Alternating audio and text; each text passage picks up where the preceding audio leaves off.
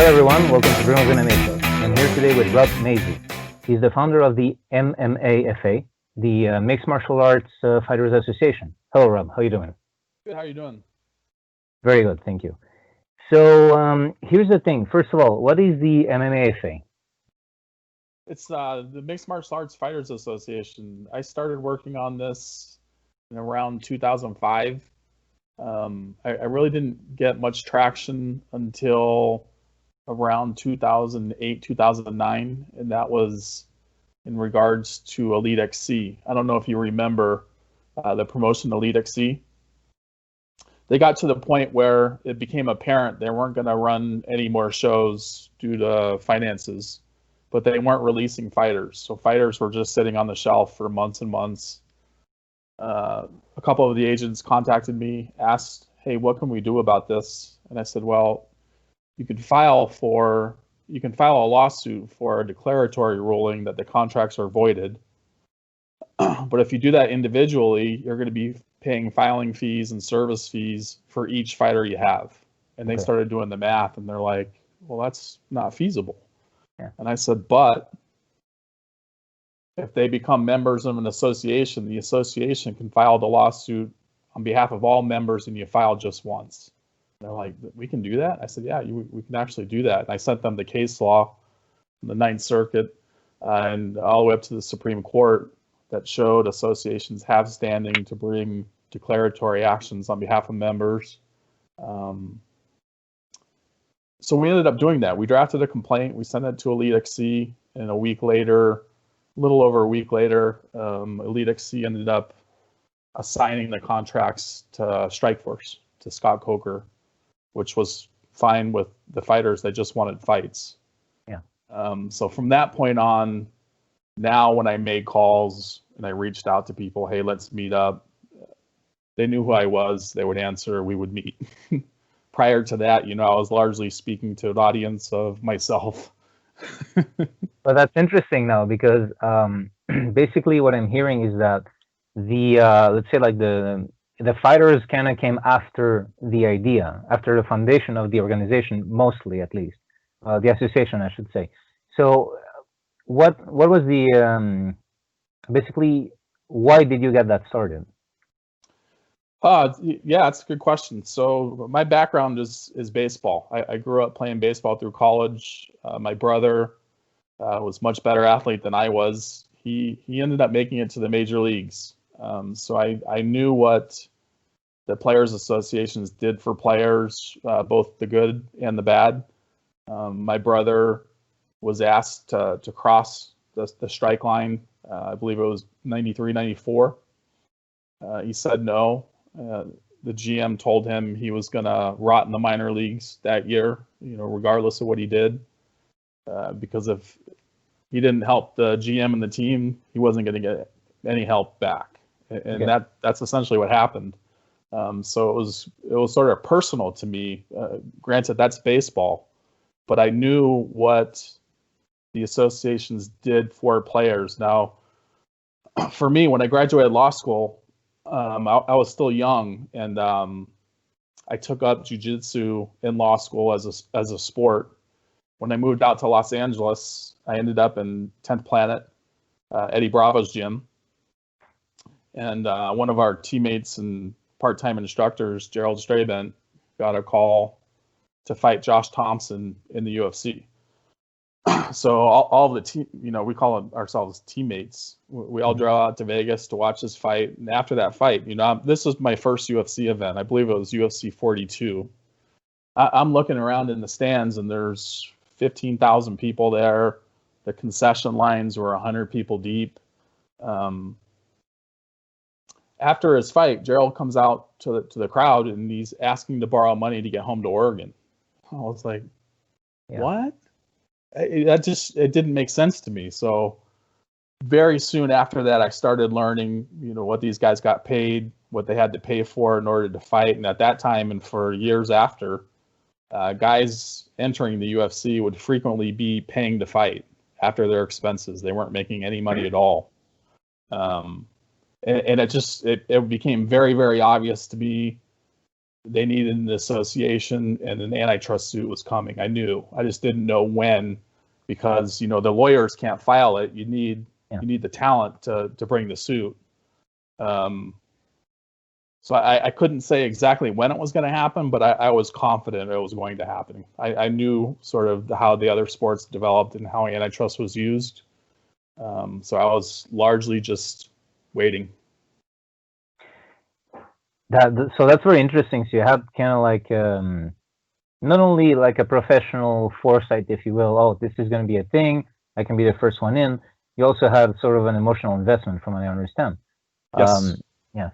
Yeah. No, it was a very sort of it became a personal cause to me. It was no longer. I was no longer a fan. I became very, very sort of active in fixing what I saw was broken, and it is broken. Yeah, it's a thing that I personally experienced. And I kind of started doing this show during the pandemic, and it kind of became a thing where, as I started talking to some fighters, it's hard to, it's like the blindfold has been removed, and it's hard to just when they're banging it out, it's not just cool anymore. Now you're also thinking, okay, they're obviously getting like injuries, which is fine. They chose the job, but are they being compensated for those injuries? You know what I mean? Like firemen, that's a dangerous job, but they have really good compensations for retirement, for healthcare, all those things. So, and obviously I'm talking here from Canada, but in the States, firemen are well compensated for what they do. I'm not saying enough, but at least, they have like some structure. Okay, this is a dangerous job. This is what we're going to give you to compensate for that. Now it is very difficult to see a fight and not think about it in the back of my head constantly. It's a thing that happens. Yeah. No, that's 100% true. And some of the fighters that I've got to know and become friends with, sort of the unfortunate thing, and I saw this with my brother as well, is this is a sport they grew up, they've done all their lives, dedicated their lives to becoming the best they can be at the sport, and there comes a period of time where they hate it, and they hate it because they didn't get back what they put in, and they come to the end of their careers and they realize I got used. Mm-hmm. Now what you were saying about the blindfold, that's 100% true. Do you know Carlos Newton? No, I do not. So he's a former UFC champion based out of Toronto. He's actually the one that flew into Arizona to get me to start the antitrust suit. What weight class, if I may? He was a welterweight. He fought Matt Hughes a few times. 2005, right? That sounds about right. Yeah, 2004. Okay, yeah, okay. It's a little bit before the time I really hopped in hardcore. Yeah. Yeah. So instead of blindfolds, Carlos says they don't see ghosts yet, and it's there comes for all fighters, and it tends to be towards once they get towards the end of their careers, there's a career arc. You start in the local shows and you're just ecstatic to be getting a paycheck. And then, you graduate to a regional show, you get to the UFC, or you think you made it to the big leagues, everything's going to take care of itself. So there's sort of, this honeymoon phase. And then about 3 years in, all of a sudden you realize, gee, I'm in the big leagues and all my problems are still the same problems. Mm-hmm. I'm not making much more money at all. I don't have control over my career, meaning that it's not dictated by result. It's in large part dictated by who the promoter favors and what contracts you sign. That's literally not sport. And sort of the struggle for us has been, by the time they figure it out, they're on their way out.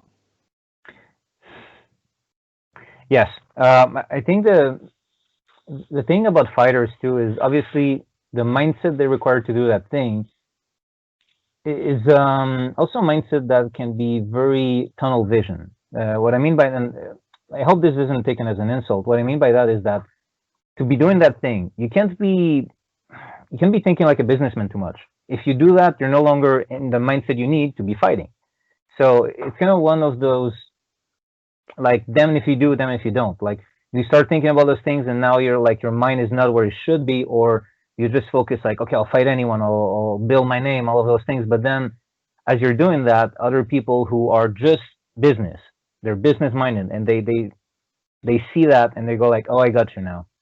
You know, it's just and because you see some very very intelligent men, some very intelligent fighters and women, um, who are taking advantage in a way that when you have a passion, you know, like these people have passion for fighting, and it's hard not to do what you're passionate about if you can do it. So you know, you're telling me about baseball, and then you said, well, I couldn't get there, my brother could, so you went into law, you know, and so it turned out well for you, and nevertheless. But what I mean by that is like when you have a passion, it's not really if you can do it. It's not really about what's best for you. It's that you just want to do that thing. You're driven to do it. Yeah, and it's kind of frustrating because in a way, the people who work in that business, managers, I mean, there's good ones, there are also bad ones.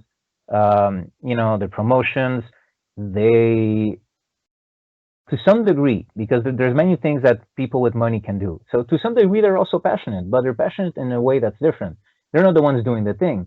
So their passion is kind of like building their promotion, building their. So it's almost like this uneven set of goals. And I know I'm stating the obvious, but the thing is, like a fighter who has to train hours and hours a day, and then comes back home tired, and he's just thinking like, okay, I want to build my name up. He doesn't really have time to be thinking on top of that about, okay, is this a fair contract? No, he wants his name or her name out there. They want to do the thing they love. They don't want to sit 6 months in their living room because they maybe went, nah, that contract is not good enough. Like, but no one knows who they are yet. So it's a very frustrating thing where it never seems to be. It's like this hole that keeps digging, you know. And yeah. Yeah, so what you said is very, very astute. I've had many conversations about this exact topic. In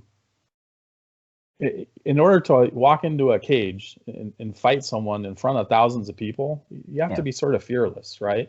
And you have to be a risk taker, and you have to have an extreme passion for martial arts, or you wouldn't, you know, you're in the local show at the local level. You never graduate beyond that. But for the people with actual talent who, you know, you eventually see on TV, it's exactly what you said. And on top of all of the training, and sort of you can't have a fear of being injured while you're training to do that. It's just like football.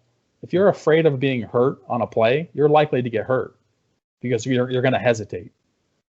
Fighters have to be fearless to perform, to do what they do. That's not saying they're not afraid before they walk into the cage. Many of them are. They puke. Many of them backstage are throwing up before they walk out the tunnel. Things like that happen, but once they get out there, they're fine. They're completely relaxed. It's something they've trained for, they've done many, many times.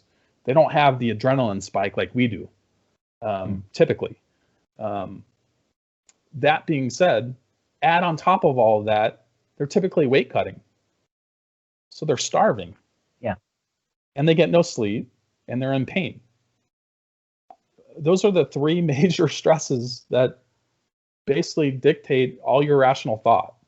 If you're hungry, tired, and in pain, and you're pursuing a goal that you have a passion for, that's virtually all they think about. I totally agree with that. That is 100% true.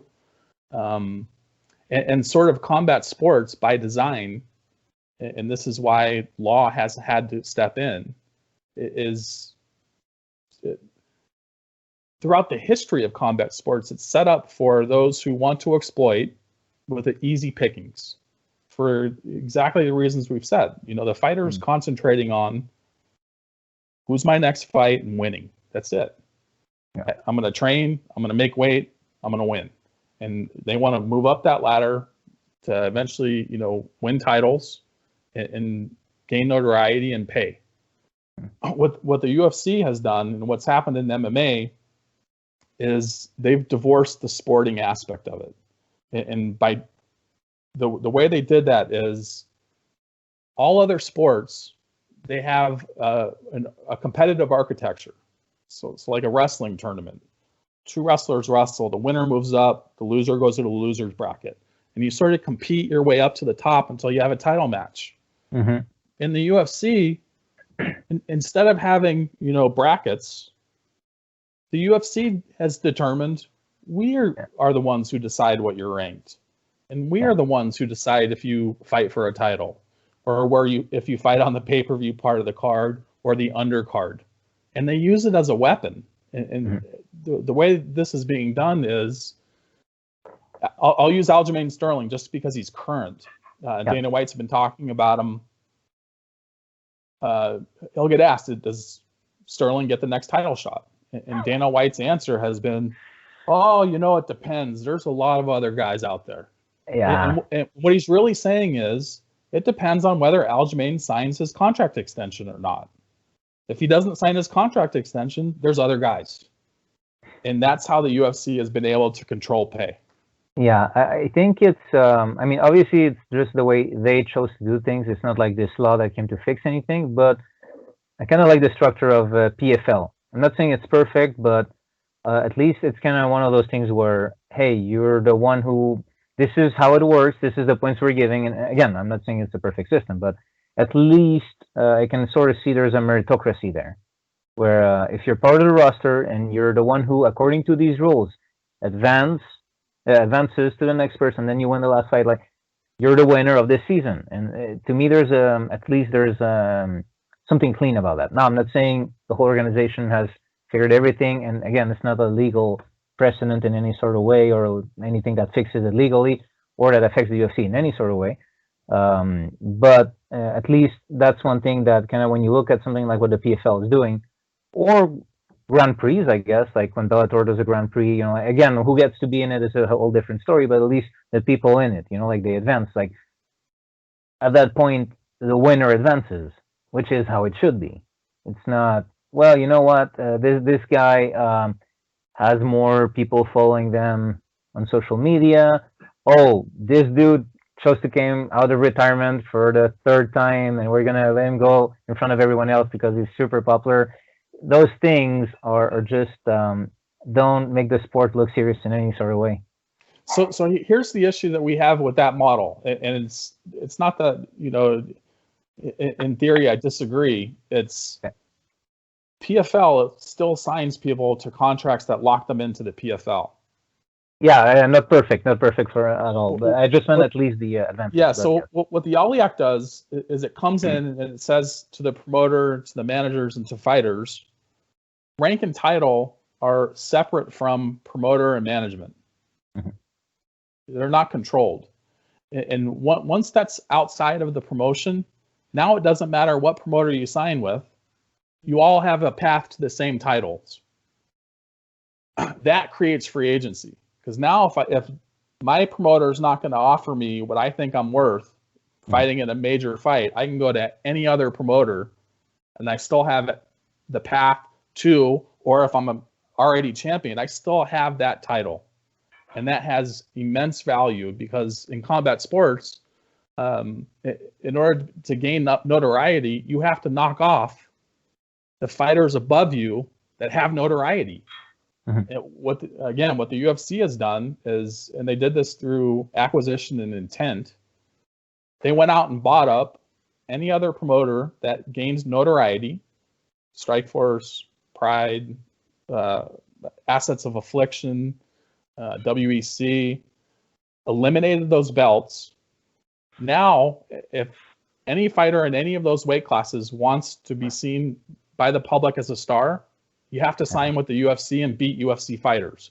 Well, once you sign the first contract, you don't get to the tier of fighters you actually want to face until you sign the long-term extensions. That's how they've locked in, basically a perpetual monopoly. And it's through that control of rank and title mainly, and then the contracts piggybacks on that concept, which that's why the pay split in mixed martial arts is the inverse of what it is in boxing. So in boxing, boxers will get 80% of gross profits from events. In mixed martial arts, it's around a little less than 20%. And it's because the promoter has the leverage to control your career ascension by controlling rank and title. If you want to move up, you're signing longer deals. Yes, and I'm sorry. Yeah. So, and we're not guessing at this any longer. You know, this is something we sort of knew about behind the scenes for a while because you talk to guys, hey, what's happening? What's happening? Documents released in the antitrust suit actually show this. So as a fighter moves up in rank, the average number of bouts remaining on their contracts increases. It goes up. That's not coincidental. And by that, I mean, you know, if you're ranked 15th, you might have 4 fights left on your deal. Okay. Once you're ranked 10th, you have 5 fights left on your deal. Once you're in the top 5, you have about 7 fights left on your deal. On top of that, you have the exclusive negotiating period with just the UFC once that contract ends. And then you have a right to match period, which is another 9 months after the exclusive negotiating period ends. And if you're champion, you have the champions clause, which automatically extends your contract for at least another year and 3 fights. In practice, in effect, what that has done is there is no free agency. No. So when people say, you know, so and so's at the end of their contract, they're going to test free agency. There is no free agency. It's UFC wants to keep you or they don't. That's it. It's not like they're not actually bargaining.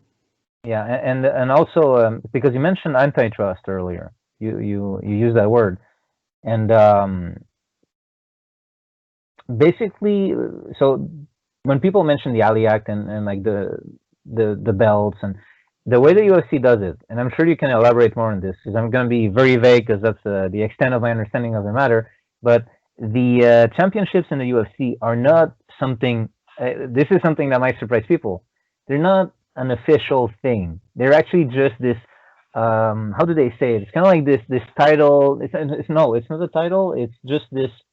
How do they put it? It's just kind of like a. We choose to call him a champion, but it's not really a champion. Even though it's a ultimate championship. To your point, in the contracts, they call the championship belts ceremonial only. There you go. There's no property right to them. Fighters can't claim they're champions. They can't use the belt. They have no property right in it whatsoever. And when we were actually in Washington D.C. lobbying for the Ali Act, they told one of the congressmen, no, our titles aren't real. They're merely a prize we bestow on the best fighter that night. That's what they said. That is literally not sport. No. And yet it's being sanctioned as world. These title fights are being sanctioned as world championship bouts by the athletic commissions. Mm-hmm. Well, yeah, athletic commissions, that's a whole other. But one thing at a time. One thing at a time. So basically, and maybe that athletic commissions would be on the scope of this conversation at this point. But one thing I kind of want to get into is this wouldn't be if people watch this video, it's not the first time I think that anyone interested in this matter would hear about that. There's been other videos that discuss it, and there's one video of John Fitch on YouTube talking about that. But one thing I'm curious, and I want to really, I would like you to elaborate on if you can. Let's say that we change that. Let's say that that's changed. Who controls these champion belts then? How many organizations can there be? Because what that would mean is there would no longer be a UFC champion belt. Or maybe they can keep their ceremonial title, but there would actually be legit ones. I don't know if legit would be a legal word, but you know what I mean. So, because in boxing, you see a lot of boxers with plenty of belts. Right now, the heavyweights, all the belts are not all together, which is a big point of contention for boxing fans. You know, like Joshua, Fury. So it's one of those things where belts can be scattered. You know, it becomes its own thing. So let's say, even I don't know that much about boxing. Actually, I appreciate the sport, but I'm not I haven't dived deep into it. So let's say in MMA it happens. There's champion belts that are independent of the organizations. What does that look like? Yeah, so the process under the Ali Act is once it's passed, there's sort of a grace period, and that's a transition phase in order to get the athletic commissions to sort of get up to speed and to allow promoters and fighters to transition from pre-act to post-passage. And during that time, sanctioning bodies that wanted to get licensed would submit applications to the Association of Boxing Commissions for approval. There could be one, there could be multiple. There's nothing in the act that says how many sanctioning bodies would exist. Well, ultimately, what happens, and I think the theory behind it is the market will decide. If the market wants three will be supported. If it wants one, only one will be supported. What is necessary, though, under the act is it must be independent. And there's even a passage in the Senate history of the Ali Act that discusses this, and it essentially says if the promoter is allowed to control title, monopoly results. And sort of, I don't want to say the struggle, but we've been basically hammering home the point to fans that you either want the fighters under the thumb of a monopoly because it's more convenient, or what you think is more convenient for you, or you want the fighters to do well. The two cannot go together. They are mutually they are diametrically opposed principles. And sort of the frustration for us has been when you hear various people in the industry discuss potential solutions, they want to maintain the monopoly but act like they're helping fighters, and they're not hand in hand. No. If you want fighters to do well, the monopoly must go. Yeah, I find that MMA fans tend to be somewhat resentful of the fighters, to be honest. I think they're amongst, I'm going to say, this is me saying it, I think regarding sports, they're amongst probably the worst fans of I don't know of any sports. I'm not really that well versed in a lot of sports, but it just seems so weird to me. These fans are so I mean, yeah, as fans, we kind of have to be a little bit selfish, right? We're watching people get into a cage. We know they're getting hurt for entertainment. At the same time, they want it to be there, but it has to be at least like, hey, let's at least make sure they have a good life if they're going to do that at that level. But it is kind of odd because fans kind of like to pretend they're these connoisseurs on these matters and on the sport, and they like to write long comments about like their opinion on this fighter. I think the way they could get paid more, and they like to, for example, they'll go for the easy pickings. They're like UFC, the Reebok deal, now the Venom deal. So that's easy, right? You can complain about fighters not being able to get their own promoters, and that's not going to compromise the fights you might get or not get in the UFC. But then when we're starting to talk about these other things, then maybe fans are afraid, it might compromise the kind of fights we'll have, and that's when they suddenly turn around. I tend to think that there's no, there's no perfect scenario on that level, but there's things that I see that are they're not as fun as they could be, actually, under this current situation. For example, when I look at Anderson Silva, what I see is, he was one of the greatest. People can argue greatest or not, but one of the greatest for sure. Now he's supposed to have his last fight, and it's not a fun fight. And what I mean by a fun fight is, at this point, they're just kind of feeding him to a younger fighter to let him build his name. And I think there's a world in which you can give Silva a fun fight, and that is also more fun to watch for us.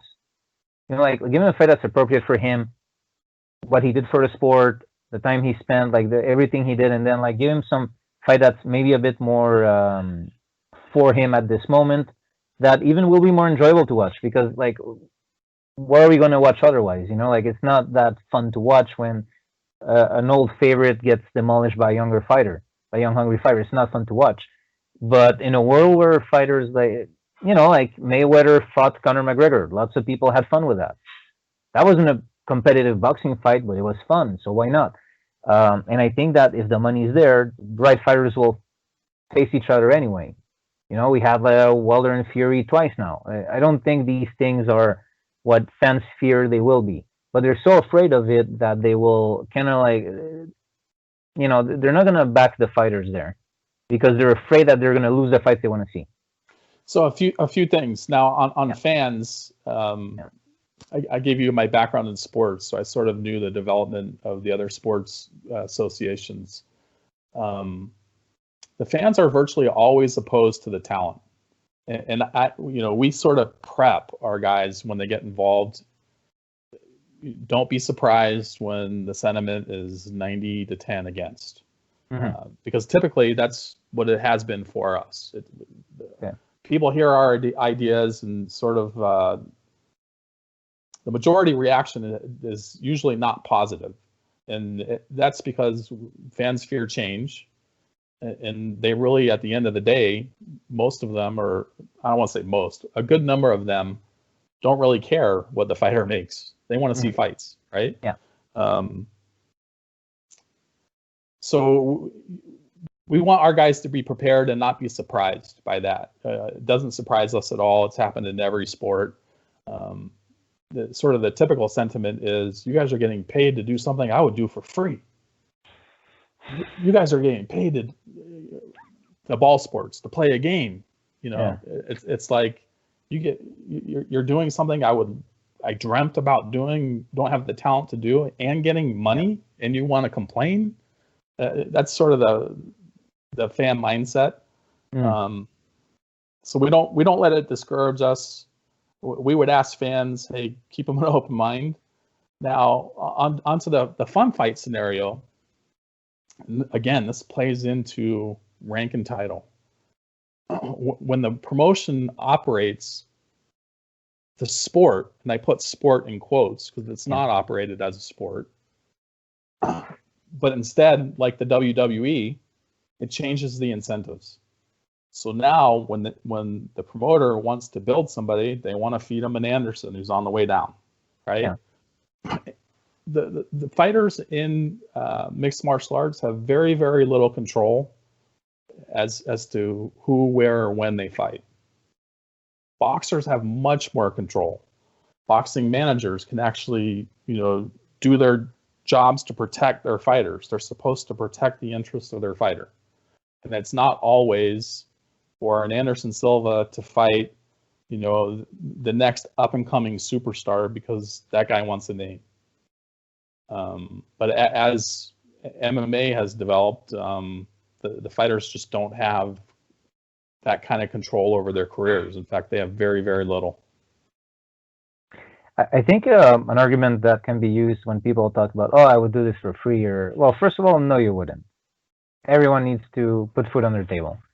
You don't have time to do a full-time job and then do a sport this many hours. So, but let's argue with the whole idea of you already get, I don't know, like, wow, for only 1 million I'd be happy. 1 million per year I'll already be happy. Okay, here's the thing though, and this is where you have to keep in mind. Well, not you already know, but people who think that it's kind of like actors. Oh, this guy just got paid millions of dollars to work out, learn some lines, put on a superhero suit, and say a few words. I do that for like 1/10 of what he got. Yeah, for sure. Okay. The difference is that actor, when he headlines a movie, he's going to bring butts to seats. The amount of money that the studios are going to get warrants such a payday. Like I say, they deserve because of what they can bring. What's disproportionate about MMA is these guys bring a certain amount of butts to seats, but they don't get compensated accordingly.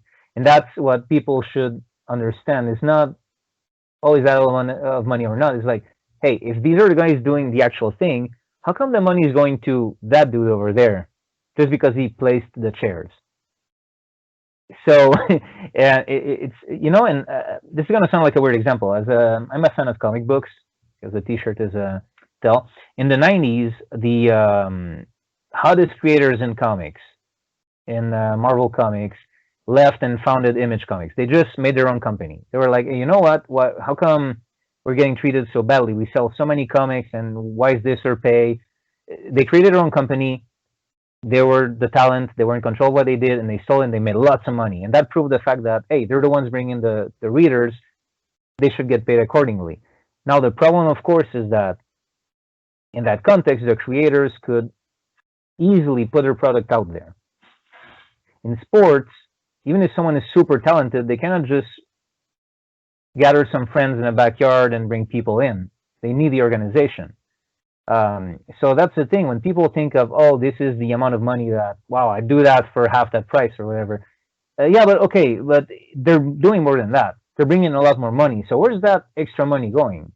And is it fair that dude on the side who just put the seats there gets most of it? It's not. Yeah. So we ask a few questions because we get that sort of reaction all the time. And the first one is, how many fans are going to tune into a pay-per-view to watch a 3-letter logo and a bald promoter? Right? UFC 272. See Dana White and the UFC logo, center octagon. Their sales are not going to do well on that. They'll get a few just from the name alone, but they're not going to get a lot. I don't think so. It's like what you said. So unlike any other industry, and unlike virtually all sports, if I'm an engineer and I'm working on an iPhone, and this example came up in our antitrust suit, okay, I'm one of thousands of engineers and thousands of coders and thousands of product developers that had a various input into the final product, which is the iPhone that sells, right? That sells hundreds of millions and makes Apple enormous profits. Well, the difference between one worker working as a component on the iPhone, which had thousands, and a mixed martial arts fighter is the mixed martial arts fighter is the product. Yes. Is the product. You are paying to watch the product. Those fighters, they didn't just, start training 6 weeks ago and walk into the UFC. They've been doing this for decades, most of them.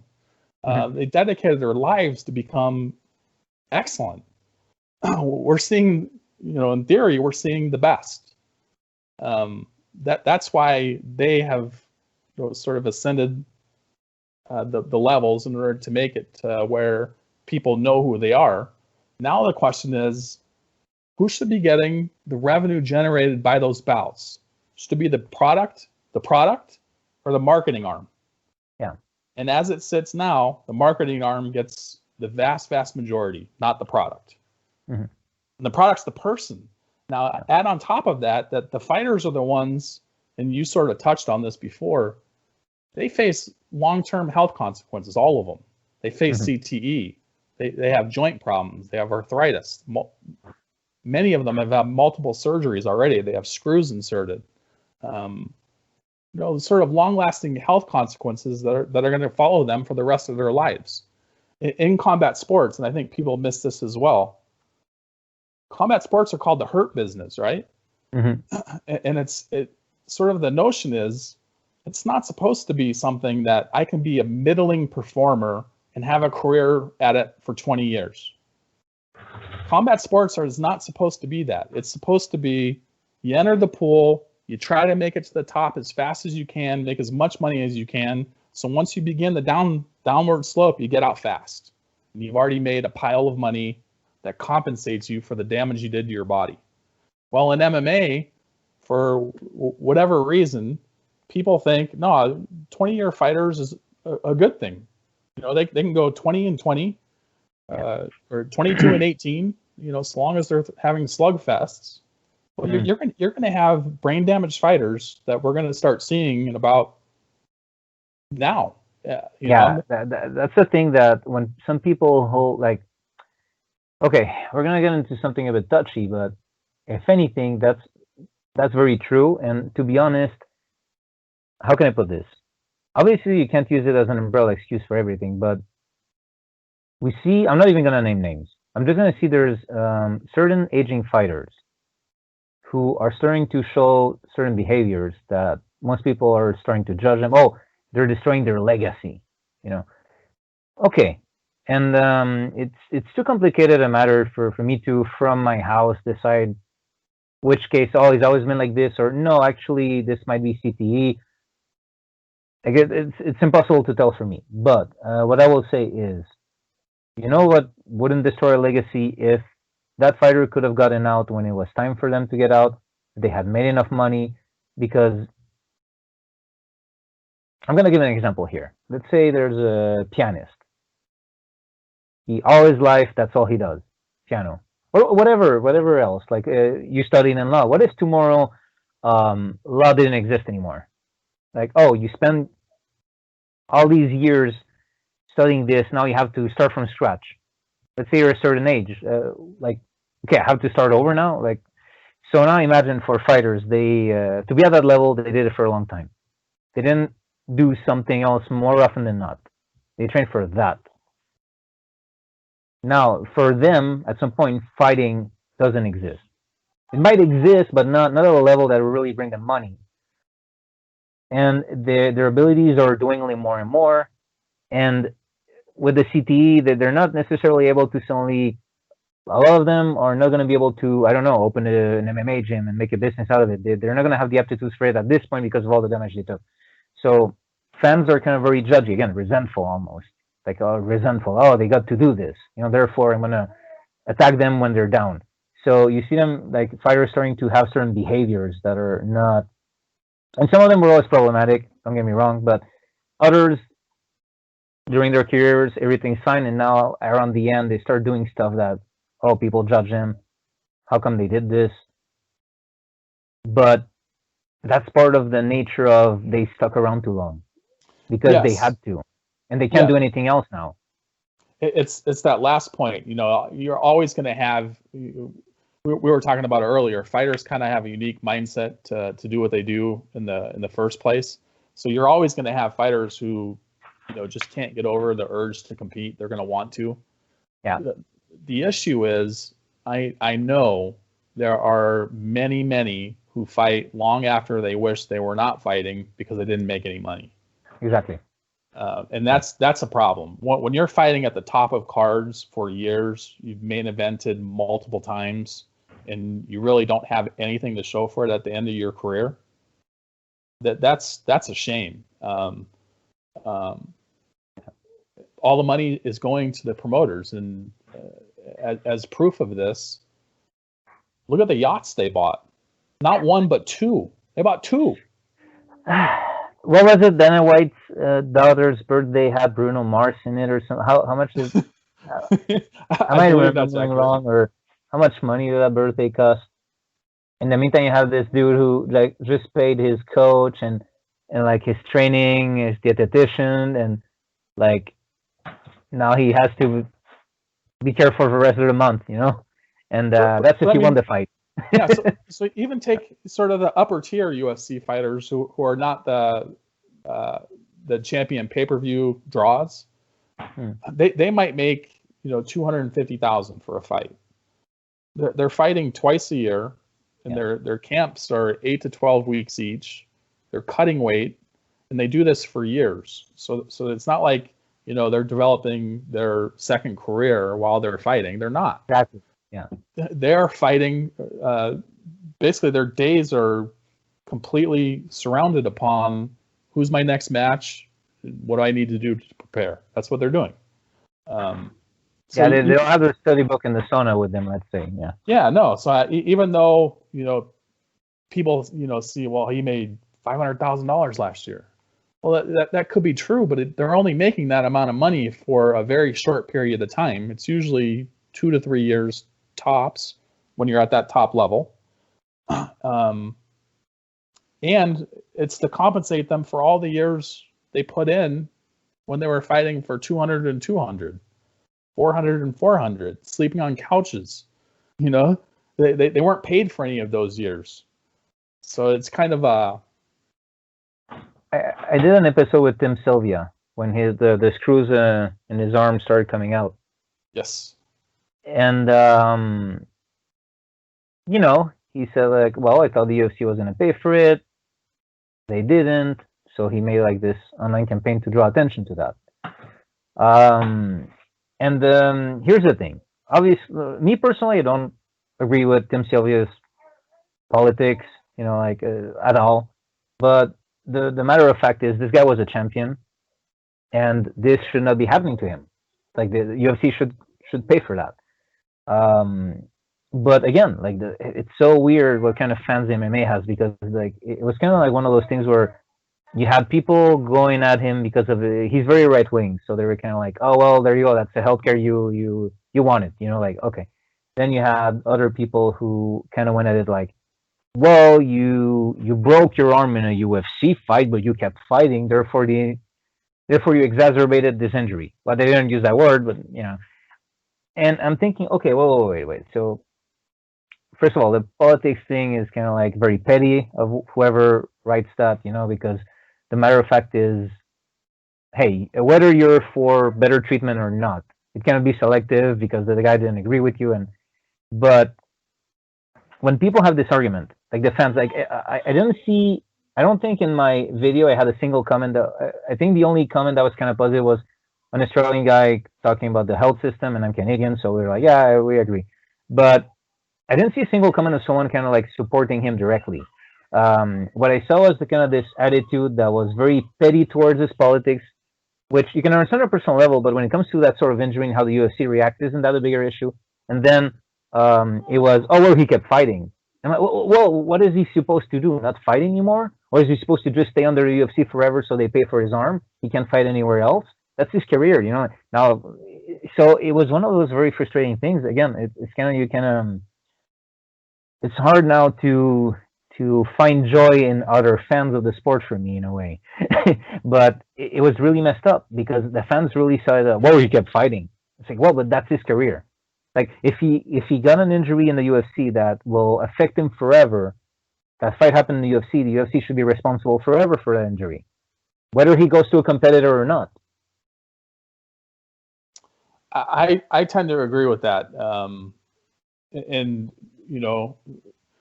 politics aside, ultimately what happens, because we allow this to happen, and this isn't unique to combat sports, you can apply this same concept to Walmart. We've essentially allowed big corporations to offsource what should have been company expenses. And by offsource, it ends up being a public expense. Because when you have long-term sort of catastrophic health consequences related to an activity that's not covered, well, who ends up covering it? Yeah, taxpayers, right? Or you have full-time employees who don't make enough to eat and pay rent. They go on public assistance. That's over half of Walmart's workers, right? So if you can't make a profit paying people enough to where they can just live, there's something wrong with the business model. Yeah, there's something very weird where it seems that a lot of people take pride in, well, not take pride, but they kind of see that if you fix that in any sort of way, they kind of accept that that's how it is. For UFC, like, to veer away from politics to a degree, but it also kind of applies to the UFC thing, it's kind of like they think if you veer away from how things are, even in the slightest, it's only like communism. It's not that way. Like, I live in Canada, let me tell you, it doesn't work that way. I mean, it's not perfect in Canada either, but at least the health system, which is not perfect, but like, I don't even know how fighters, like, how do people train martial arts in the US actually? What if you're on minimum wage and you break your arm doing jiu-jitsu? What happens then? I don't even know. I don't even have to think about that. So I'll give you some stories, and I'll date myself a little bit, but this would have been in the 2004, 2005, 2006 era. I would get calls before UFC events. So-and-so is going to lose quickly. They tore an ACL. This is before the fight. They enter the fight, and sure enough, it happens exactly as I was told. The fight's over in about 27 seconds. Yeah. Oh, my knee. And they grab their knee. Because that's the only way they could get it fixed. Exactly. And I think the UFC knew this was happening as well, because ultimately they ended up adopting that accident insurance policy because they didn't want Yeah. Fighters coming in, shoulders dislocated or a bad knee, or all kinds of things were going on. Now, just one other point, and this is sort of the beauty of an association. We have far right leaning members of our group, and we have very, very far left members of our group, and I'm definitely on the left side. Doesn't matter. We all agree on sort of the mission, which is to improve the sport of mixed martial arts for the benefit of fighters. Yeah. And sort of we had a platform. The first two items were we needed to pursue the antitrust, and we need to get the Ali Act passed. Doesn't matter what our politics are outside of those two things. We all agree on that. The other thing an association does is it stands up for members who take very unpopular stances, even amongst the group. And you see the other players' associations do this when a player, protests. Take Colin Kaepernick from 4 years ago when he got blacklisted, essentially. He had very, very little support amongst players at the time. The association sure backs him, though, in pursuing his lawsuit against the NFL for blacklisting him. He was. That's sort of the kind of thing that associations do, and it's not politics dependent, it's sport dependent. Is this for the betterment of fighters as a whole? So, since, I don't know the answer ahead of time. So this is a bit of a tricky question, but I think it deserves to be addressed because either way, I'm going to preface my question with this. Either way, it's worth it. But because it's either you're still fighting that battle or at least you're starting to win some. But since the MMAFA was created, what would you say are the biggest victories? And I know you're nowhere near close what you want to be at, but what are the biggest victories you've had so far? So the biggest victories is probably the congressional hearing. We had a hearing in Congress. Randy Couture spoke at surrounding actually we had a couple of hearings. The first one was an introduction, basically giving the members of the committee a background as to what's going on in mixed martial arts and why we need Congress's attention. Then the second hearing was more Ali Act specific. This is what's happening to fighters. This is why this act needs to come into play. To have this issue is now in front of the people who are ultimately, or the body that is ultimately going to change the fate of fighters forever.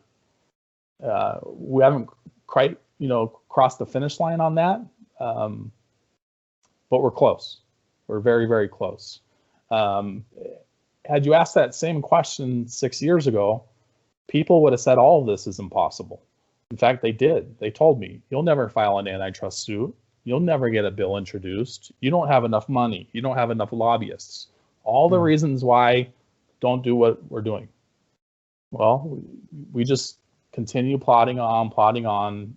We know what needs to be done, and you continue taking steps until you accomplish those goals. Now, I also explain it as progression.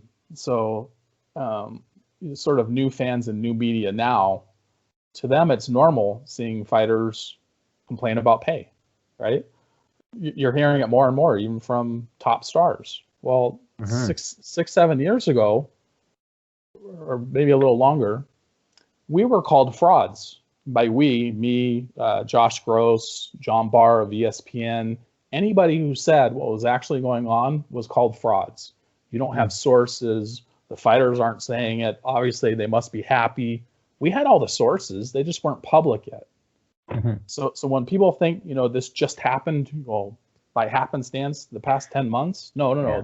This happened because we've been doing work for 12 years, adding wood to the fire pile. And then, a little smoke starts to rise up and we're adding air to it. It's not by happenstance. It's not random. It's, all of a sudden when the antitrust suit made the actual pay numbers public, Now all of a sudden, Jorge Masvidal is quoting them, right? Yeah. Before then, not a peep. Coincidence. So this is interesting. I was about to ask you with the whole pandemic thing, because the UFC was the first sport maybe of all of them, I think, that was back. Many eyes on the sport that weren't there before. And as it happens, you have Henry Cejudo quitting, John Jones, Masvidal talking about his pay. All of these things happen. Um, do you think, in some weird way, the pandemic and the UFC's decision to push through actually helped the cause of fighters' pay? I think it helped the cause of fighters' pay. To some degree. No, definitely not directly, and I would say not even indirectly. Okay. And the reason I say that is, while you are seeing more discontent, amongst the fighters, the names that you named, sort of, griping and at least pushing back a little bit. At the same time, the UFC now has an ESPN deal that pays them largely a flat license fee. Yeah. So it from the UFC standpoint, it really doesn't matter who's on show X, Y, or Z. They don't care. They need enough bodies to fill shows, but it really doesn't impact them much one way or the other, whether it's Jones or Masvidal or McGregor. They just need one of them, right? And again, because there is no real free agency in mixed martial arts, what ends up happening, and this goes back to the Dana White example, if it's not Aljo, there's other guys. It ends up becoming a reverse auction, because Aljo will get his offer, and Aljo will say, no, I'm worth twice that. Oh, okay, well, we'll take your offer, and we'll go to this guy. Offer to the next guy.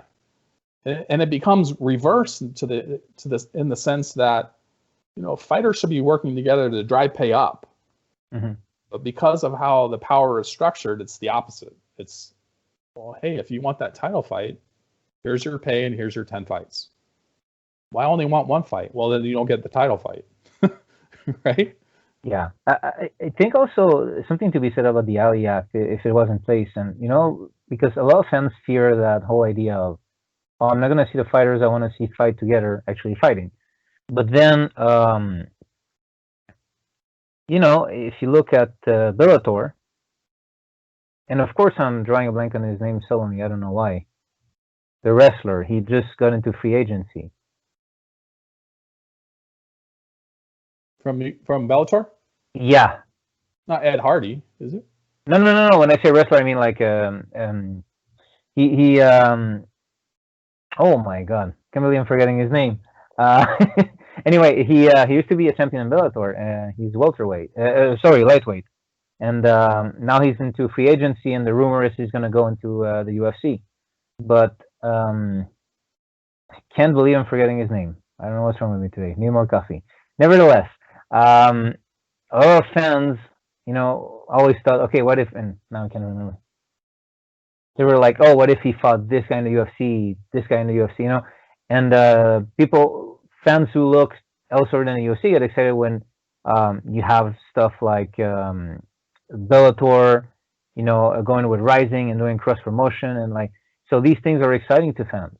So the thing is that I think what fans need to understand is, if their favorite fighters were in different organizations, what happens is, when it's time to go for the belt, these organizations would want to have the champion. So you're going to see those top level fights. And not only that, the consequence is, let's say the UFC doesn't have a championship belt anymore. Michael Chandler, by the way. Jeez. Oh, yeah, Michael Chandler, yeah. Oh, my God. That's his name. I can't believe I forgot it. So now it's kind of one of those things like, oh, he finally, because he was happy with Bellator, and now it's one of those things, oh, we might finally see him fight UFC fighters. But under the Ali Act, that could have happened way earlier. He was a Bellator champion. Now he's I think he's 34, and finally we might see him fight. So I think it's almost like it's this lie that people believe in, that we wouldn't see interesting fights if it was otherwise. But I don't think it's true, because organizations would want to have the champion. They would pay, hey, you're good, I'm going to pay you a lot to come to our organization so you can hold the belt for us. then it would really get interesting.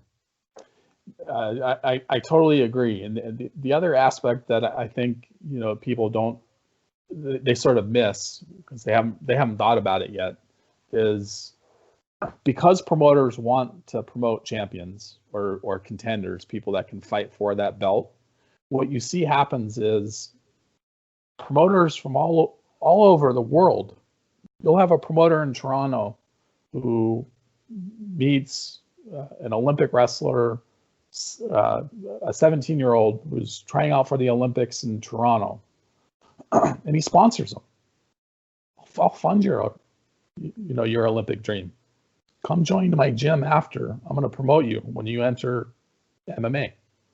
Mm-hmm. And for that person to make that investment, sort of the payoff is, I know that guy has the talent, or that woman has the talent to reach it to the top, to become a champion, and big money fights will follow.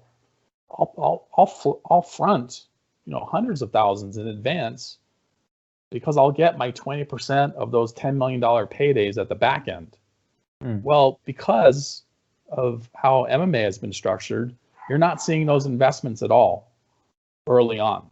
And it's because, why would I, as an investor, invest in somebody from Toronto or Montreal or London or wherever it is, if it gets to the point where the only way the public will accept them as legitimate is if they sign with the UFC? I can no longer promote them. They have to go to the UFC. And this was by design. They did this on purpose. Just to give you, to highlight that, Lorenzo Fertitta was on the Nevada Athletic Commission up through the year 2000. The Ali Act went into effect in 2001. What did Fertitta do? He bought the UFC, because the Ali Act says boxer. It doesn't say mixed martial artist. His intent was, I'm going to own a sport. Mm-hmm. Yeah, there's this narrative that the Fertittas and Dana White saved MMA, which is false. It's very false. And I'm not saying they weren't without their role to play in accelerating certain things, sure, but MMA was already big in many countries in the world. It was going to happen. They just stepped in at the right moment for them. So it was only a matter of time. It was only a matter of time. So I think a lot is forgiven because there's this narrative of, the Fertittas and Dana White saved MMA. Okay, maybe they saved a company that was UFC, but they didn't save MMA. that's the narrative. And again, it's a complex, like many other things. It's not all black and white. Like, for sure, they did help in accelerating certain things in this part of the world, but pay-per-views could still be had of other countries, like Pride, and so these things, or the videos, could be done. So it's not like the sport wouldn't exist without them. That's something that has to be kind of like dismissed when people say that. Oh, well, they did save MMA. No, they didn't. They didn't save MMA. They made MMA very convenient for them. They made a big profit from the fact that they knew it was going to be a big thing. They stepped in at the right time, and they got to set their own ground rules as it was happening. That's what actually happened. They didn't save MMA. They crippled MMA. They just 100%. That is exactly true. If the UFC didn't exist, would there be no MMA? There would be MMA. In fact, Mark Cuban would be promoting it in Dallas. I guarantee it. He'd be having events at Texas Stadium, and he'd be having smaller events at his basketball arena. Guaranteed. That's true all over the world. You would have billionaires who want, even at a loss, some of them will bid at to lose money just to have those marquee fighters come to their country and fight in front of whoever's invited, right? Ali Fraser fought in Africa. I don't think that event made money in Africa. They wanted those people to come to their country to put on a world-class level event. That's been removed, and it's not It was nothing natural. This is not the natural development of an industry or of a sport. They crippled the sport.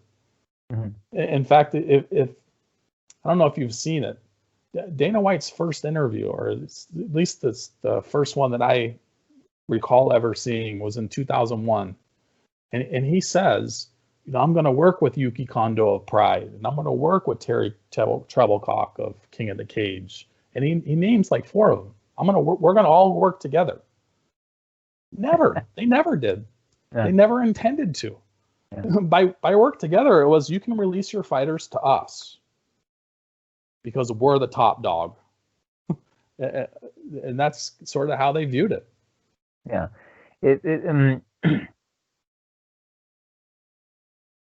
just, I think what they've been really good at is setting narratives. And there's something about the way Dana White sets narratives that is very frustrating, in the sense that not everyone is fooled, but just enough people believe it. Just enough.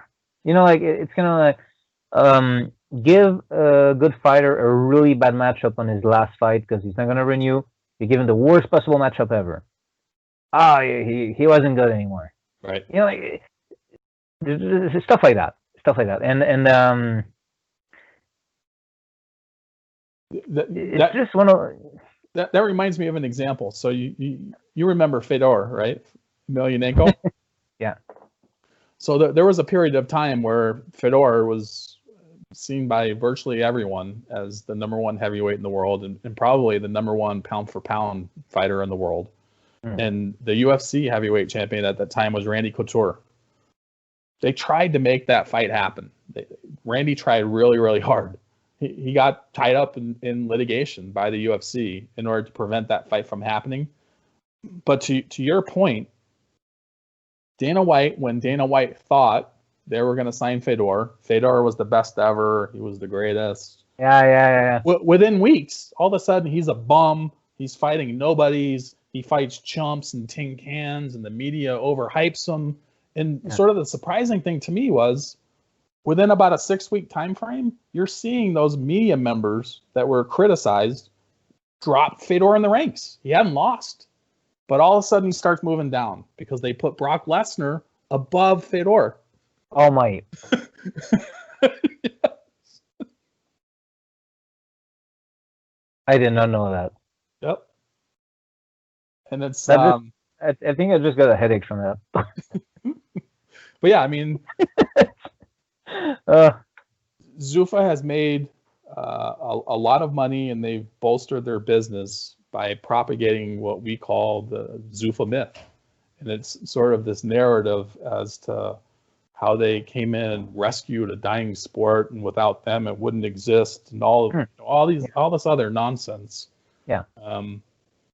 But sort of the spread of what they put out is 100 times the spread of what we get to put out. And on top of that, once you put out, here's another thing that that has been done. You'll see a press release that says so-and-so was offered a $40 million contract and rejected it. And then you'll see articles written by mainstream news sites. And then 2 days later, you have the fighter come on, or fighter's agent, or whoever it is. Well, no, actually, the guaranteed amount was $3 million. I don't know why they're calling it 40. It was 40 if we sold 7 million pay-per-views 6 times in a row. Something outlandish. Yeah. But because the UFC put the story out first, the vast majority are going to remember he was offered 40. And it's sort of a game they've played over and over. Which is why I believe in their contracts as well, the fighters and agents are prohibited from announcing stuff like this. They're not allowed to announce what's in their contracts, when their next fight is, who their next opponent is. The UFC controls all of that. And it's, when you're first, your story usually controls. Exactly. And I have to ask, now I haven't looked at so this is an honest question. I haven't looked at the roster of fighters in the MMAFA. Do you feel like you struggle to, because of everything we mentioned so far, the priorities, the mindset, even how new fighters might buy into the myth to some degree. Do you find it difficult to get fighters at the right moment? Do you feel like for the change to happen for them, or do you feel like you work more with people who've been there, done that, and now they realize it's over for them, that they still want to make a difference? But do you sometimes wish you could kind of make younger fighters realize what's going on? I don't know Oh, if you should word it like that, but yeah, no, I know exactly what you're saying, and the answer is yes. I mean, we behind the scenes, I don't want to say we beg, but yeah, we try very, very, very hard to get fighters to come to DC with us, to walk around Congress. And that is extremely difficult to get fighters to do. And it's not that they don't want to, it's not they don't want to be in DC. It's they're afraid to put their name that public as taking an action that the UFC will see as in opposition. And when you think about what I was saying before, when the only thing a fighter can control, right, is their preparation and their performance in the cage. They can't even control win-loss. They can somewhat control whether, they perform to the best of their ability during that event. That's what they control. Now, imagine the promoter who we're asking them to come with us to DC to enact a law that's going to impact the promoter. That's the same person who decides if you get a fight, who you're fighting, where that fight is. Is it in Vegas or is it going to be in Kazakhstan? Is it a short notice fight? Yeah. Is it a favorable opponent? Am I going to move up the ascension ladder? All that stuff is dictated by the promotion. That's why fighters, until they're towards the end of the career, are so reticent to say what they'll tell you off record, and they'll virtually all tell you off record. And I say virtually all. Once they've been there a few fights, virtually all. Yeah.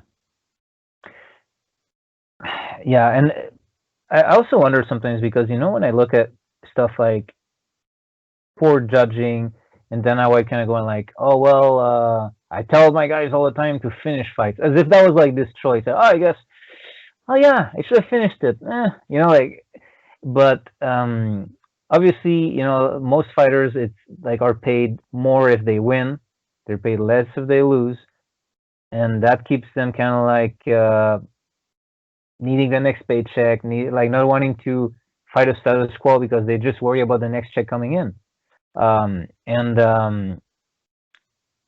Now, the thing about the Ali Act and all that is it would have to work with the athletic commissions.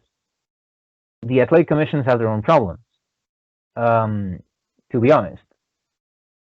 So I'm for the Ali Act, of course. So what I mean to say is, do you think there's part of the UFC that just doesn't really care to actually work with the athletic commissions to make that better, because they kind of, to some degree, like poor judging? Because then fighters will kind of like try to finish it even if it's not the wisest move. Like again, it keeps it less of a sport and more of a brawl in a way, So I'm going to give a couple of different answers, which I think answers the question. Okay. The first. There are many questions in my question. Yeah. Yeah. Yeah. So the first response is, it appears to me that the major promoters like the athletic commissions because it provides them a liability shield, and that's the only reason. And by liability shield, no longer is the UFC saying, we're putting on this event, blah blah blah. They're saying, we're putting on an event that is sanctioned by the state of Nevada. The state of Nevada approved all of these processes. So they're kind of kicking responsibility to that third-party governmental body. That's why the UFC likes it. And early on, they used to say, we run to regulation. Run. Of course, that's only true to the extent they like the regulation. Now, the second way I would answer that is No, I'm sorry, I lost my train of thought. Well, because my question was multifaceted to say the least. So no, I don't blame you. It might have been three questions in a way, but yeah, because actually, what you're saying, just as a little side note, what you're saying is true. Because when the UFC wanted to start during the pandemic, initially they were gonna go without any commissions. So That's that right. kind of shows you that hey, there's a narrative here again, and you're correct. Yeah, You're yeah, 100% no, correct. that's a great point. So that what you were saying is that their initial plan was they were going to do events at a tribal commission in California, and Mm. the issue that they had was California's governor had issued basically travel restrictions and stay-at-home orders.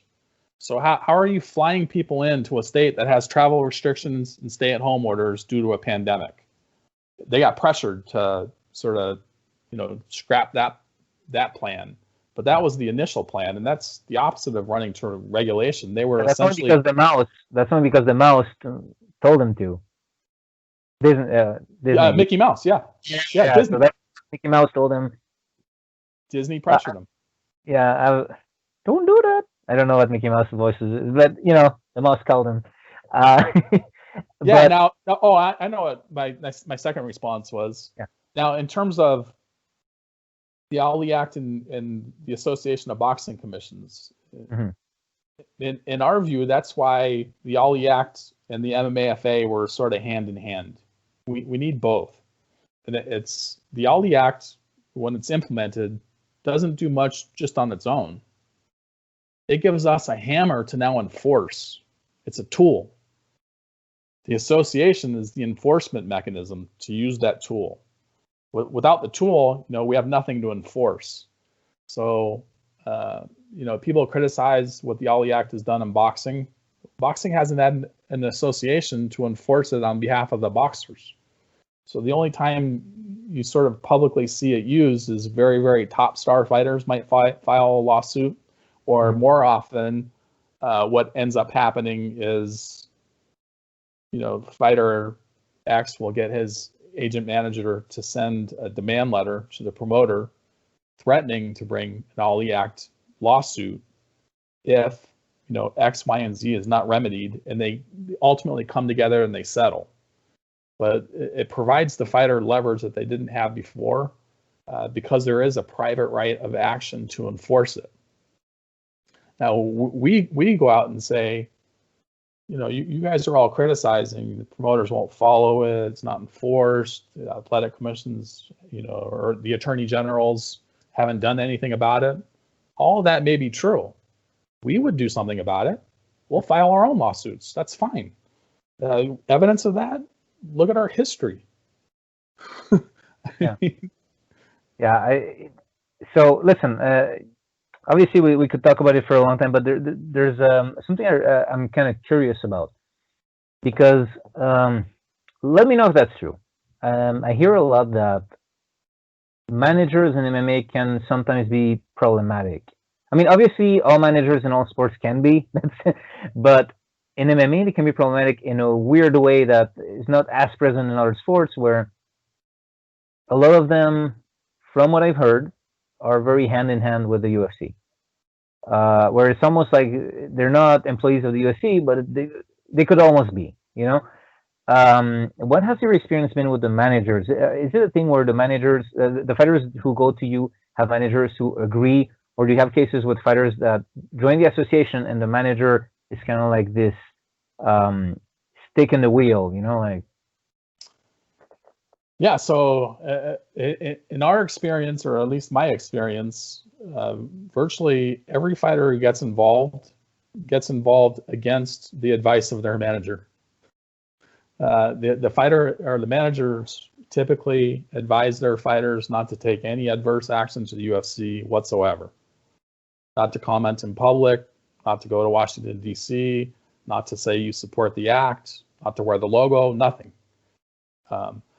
And sort of that is the consequence of having a monopoly promotion, to where you are reliant upon your fighters going, because if they don't go there, you're not making any money.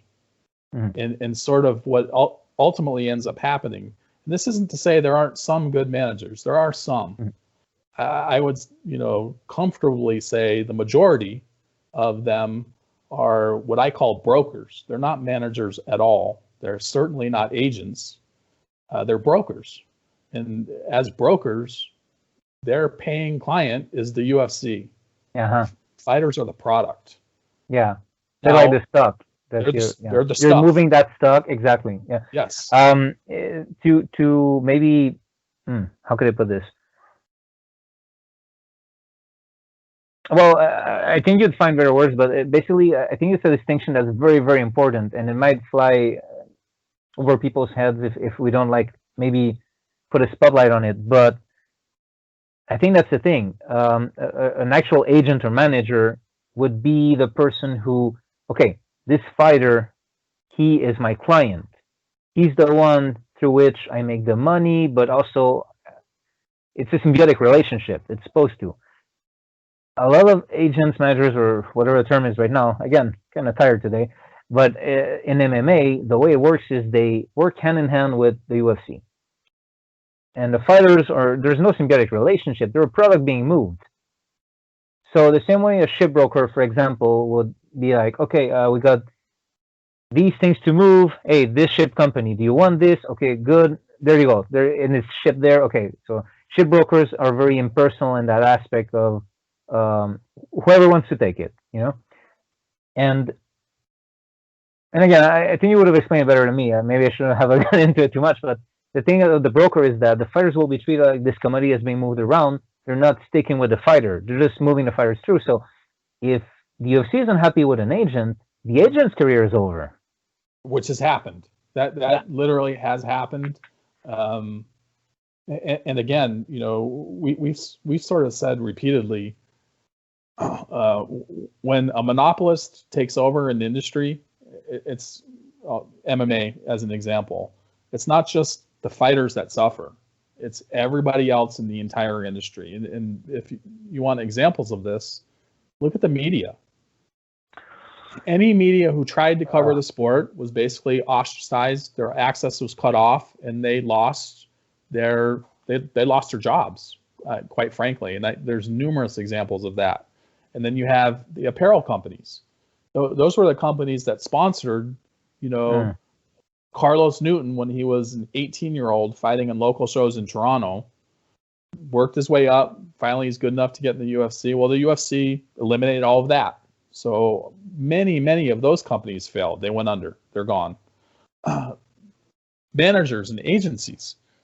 For the most part, you haven't seen any of the major sports agencies get involved in this sport because there's really no way to monetize it. I can't, these talented agents can't really do their jobs effectively when there's nothing to negotiate. Yeah, and if I may, I forgot one important aspect of, I know I'm going back a little bit, but the analogy I had is a shipbroker has many shipping companies. In this case, it's almost like the agents are the shipbroker and there's a single boat. There's a single shipping company. So in that case, if that shipping company doesn't like you, no one's going to come see you. Oh, I got this stuff to move because you can't make that deal. So you can't close that deal. So the genius of what you just said is that is literally the definition of monopsony. So monopoly is sort of the inverse of monopsony. And monopsony is when there's one buyer of the product that is being sold on the market. Uh-huh. That's what you just described. And in this market of elite MMA fighters, there's only one place. Yeah.